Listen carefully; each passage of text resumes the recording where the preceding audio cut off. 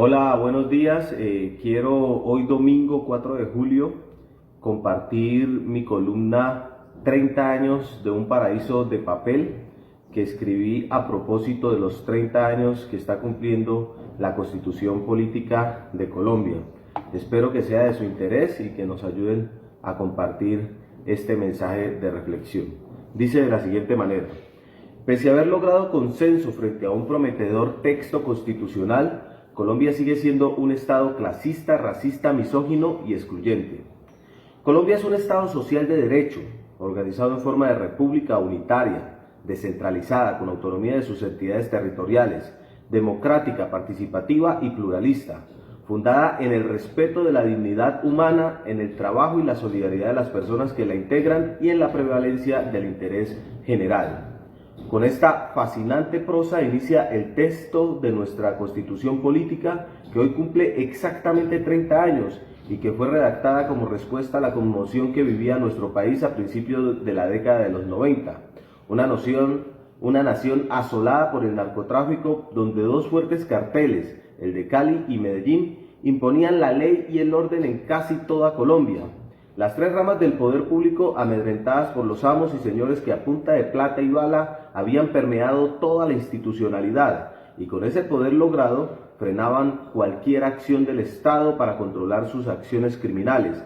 Casi que al igual que hoy, existía una desconfianza total de la ciudadanía en sus autoridades para poder garantizar sus vidas, honra, bienes y creencias, y pocas herramientas legales y constitucionales para enfrentar el horror que se vivía por cuenta de esta situación que desencadenaba todo tipo de actos terroristas que no permitían tranquilidad en ningún lugar, secuestros y una economía enrarecida por la circulación exagerada de plata malavida permeaba las calles. Ante este panorama, con un mecanismo que no era considerado en la Constitución de 1886, que solo podría ser reformada por acto legislativo, es decir, vía Congreso de la República, un movimiento estudiantil encontró la solución al laberinto jurídico que tenía condenada nuestra patria al exterminio. Se inventó la séptima papeleta, la propuesta de incluir en las urnas en las que se elegían a congresistas, diputados, alcaldes, concejales y juntas administradoras locales, un voto adicional para promover la convocatoria a una Asamblea Nacional Constituyente que reformara la Carta Magna. Que se cuente, fue la voz con la que se hizo escuchar el sentir ciudadano que pedía a gritos una solución frente a uno de los temas más polémicos del momento, que se había convertido en el florero de Llorente, desatando una guerra a punta de bombas con las que se pretendía obligar al Estado a prohibir la extradición de colombianos al exterior, lo que se convirtió en la causa de la presión violenta de los llamados extraditables. Sin embargo, este tema era solo la punta de lanza. Colombia era un Estado ortodoxo, inquisidor, en el que no se respetaba el derecho a la libertad de culto con reconocimiento exclusivo a la religión católica, totalmente centralizada y sin ninguna prevalencia de los derechos humanos. Claramente un país retrógrado y anclado a un modelo totalmente anticuado y de espaldas al desarrollo social. La promulgación de la Constitución de 1991 llegó como una respuesta a ese clamor popular que reclamaba verdaderos cambios, y con mecanismos como la acción de tutela, la elección de gobernadores, mayores mecanismos de participación, el bloque de constitucionalidad, la autonomía territorial, el reconocimiento de los cabildos indígenas y el artículo 55 transitorio de la Constitución para las comunidades negras, se pretendió dar un giro de 180 grados centígrados a un país con un régimen con poca participación y excluyente. Sin embargo, pasó el tiempo y lo que parecía el fin de todos los males se fue convirtiendo prácticamente en letra muerta. Los poderosos encontraron la fórmula para no ceder ni un mínimo de sus privilegios, y pese a que el Congreso de la República fue revocado, ingresaron al Capitolio elegido posteriormente a hombres de corte derechista como Álvaro Uribe Vélez, que inició a destrozar los fundamentos constitucionales con la trampa de la reglamentación y con la Ley 100 de 1993, y dio de muerte el sueño de una mejor nación. Pervirtió el sistema de seguridad social, lo que, aunado al corte neoliberal del presidente César Gaviria Trujillo, quien fue artífice de la apertura económica, un embeleco que empobreció al campesinado, obligando a los pequeños propietarios a vender sus tierras para luego irse a engrosar los cordones de miseria a las grandes ciudades. Todo fue de mal en peor, y a pesar de que se dieron pequeños pasos gracias a por lo menos figuras como la tutela, la inestabilidad laboral, los privilegios a la gran industria y las nulas políticas para estrechar la desigualdad, fueron sumiendo al país en índices de desigualdad que terminaron convirtiéndolo o ratificándolo en el segundo más inequitativo del mundo.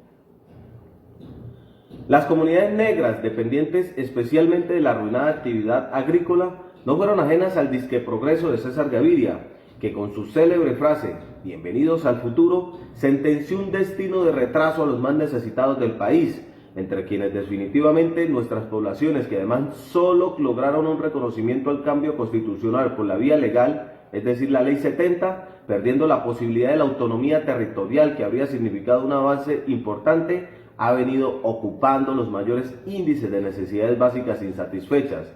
Si en Colombia llueve, en las comunidades o en los territorios negros, afrodescendientes, raizales o palenqueros, NAR no escampa. Estudios de la ONU señalan que por lo menos en los 108 municipios colombianos con mayor población NAR, estos índices son 20 puntos porcentuales superiores. En algunos territorios del Pacífico colombiano los índices de pobreza multidimensional alcanzan incluso hasta 70 puntos por encima de la media nacional. Solo el 14% de los afrodescendientes que terminan el bachillerato logran ingresar a la educación superior, y de estos, solo el 3% finalizan sus estudios, sin decir que un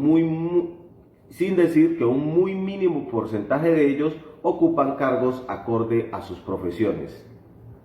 La pandemia del COVID-19 desenmascaró el déficit en materia de servicio de salud en estas poblaciones, que tienen, en el mejor de los casos, como sala de atención de urgencia los improvisados aeropuertos en poblaciones aledañas, a las que muchos tienen que llegar en canoa o en lancha para ser evacuados a las principales ciudades del país, en muchas veces fracasados intentos para salvarle la vida a quienes sufren problemas de salud. El fracaso de la treintañera Constitución de Colombia quedó evidenciado en el estallido social que vive el país, en el que ciudades con grandes asentamientos afro como Cali, donde sus comunidades, en su mayoría migrantes de territorios empobrecidos por la violencia, el narcotráfico y un Estado indolente, fueron justamente epicentro, producto del trato inhumano que han recibido y que, agotadas por la desigualdad y por los abusos de un sistema que, además de cerrarle las puertas de las oportunidades, las explota, queriendo oprimirlas en medio de un sofisma de igualdad, equidad y justicia que para nada se ve reflejado en la realidad. Los 30 años de la Constitución llegan en medio de la coyuntura más importante que ha vivido Colombia en su historia, un momento propicio para ratificar ese pacto social que no requiere cambios más allá de su ejecución, bajo una interpretación humana, alejada de la dañina mano uribista, responsable de más de 20 de las cerca de 50 reformas que ha sufrido nuestra Carta Magna, que en su texto original tiene la respuesta que hoy miles de personas buscan desesperadas en las calles y fueron la causa del bloqueo casi por 2 meses al país, como una forma de presión para que el Estado mire a sus comunidades y por primera vez actúe en favor del pueblo y no en beneficio de los privilegios de las 10 o 15 familias que históricamente se han enriquecido a expensas del trabajo de millones de colombianos, que piden a gritos más y mejores oportunidades, una vida digna y un Estado que no gobierne de espaldas a las necesidades de sus gobernados. Muchas gracias por escucharme. Les pido por favor ayudarme a replicar esta columna, y esta semana estaré publicando también otra columna sobre un tema que publiqué en mi Twitter, que lo pueden buscar, Gustavo Andrés G_al_piso,